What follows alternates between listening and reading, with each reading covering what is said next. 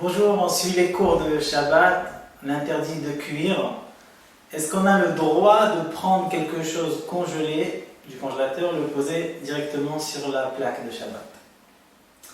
Alors, comme on a dit auparavant, un aliment qui est sec, par exemple du poulet ou du poisson, peu importe s'il y a un peu de liquide, mais la majorité c'est du sec, on a le droit de le réchauffer à Shabbat et donc on a le droit aussi de le mettre directement du congélateur sur la plaque.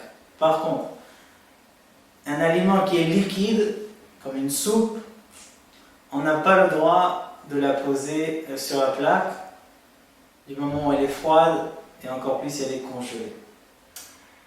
Du pain ou du gâteau qui est congelé, on a le droit de le poser sur la plaque. Par contre, attention, beaucoup de fois, il y a de la glace qui se produit autour du pain. Ce qu'on va faire, on va bien le secouer, que la glace tombe.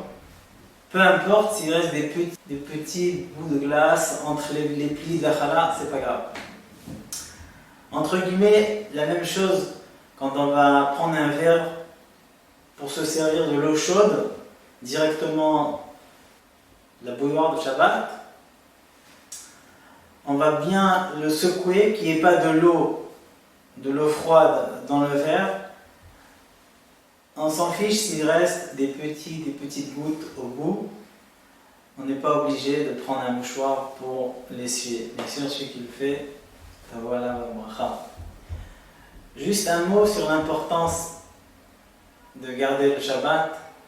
Rabbi Shimon Bar Yochai dit dans le traité de Shabbat, si le peuple d'Israël garderait 2 Shabbats, tout le peuple d'Israël, tout de suite à Kadosh Baruch Hu, on voit le Mashiach et c'est la délivrance totale.